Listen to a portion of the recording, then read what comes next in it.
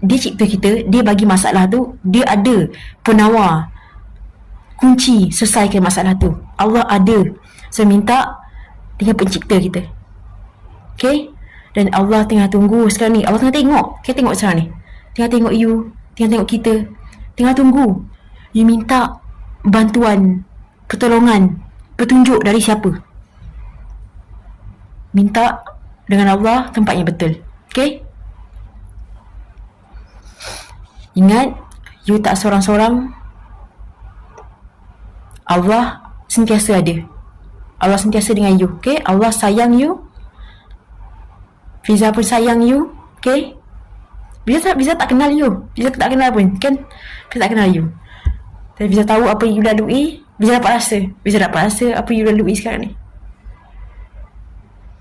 Tapi Fiza tahu sebenarnya you kuat. You boleh. You boleh keluar. You boleh bangkit. You boleh bangkit. You boleh keluar. Okay? Cuma kena minta, tanya tempat yang betul.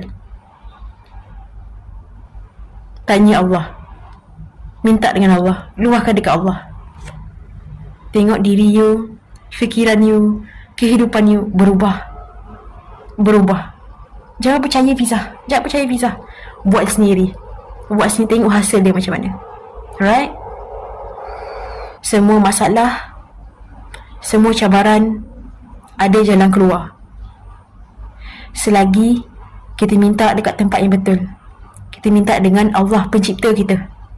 Minta tempat yang betul, minta dengan Allah pencipta kita. Ada jalan keluar, ada jalan solusi. Dan kita akan dapat lebih daripada itu. Kita minta tempat yang betul. Kita minta dengan pencipta kita, minta dengan Allah. Allah hantar bantuan, Allah hantar pertolongan dekat kita, bagi jalan solusi, dan Allah akan hantar hadiah. Nikmat, hadiah, ketenangan, macam-macam. Sebab kita minta tempat yang betul. Sebab kat dunia ni macam-macam. Sebab kita tak nampak Allah kan? Kita tak nampak Allah. So sebab tu kita ke arah suka minta dengan manusia, suka minta dengan benda-benda yang tahu benda tu mensyirikkan Allah, mudaratkan diri sendiri.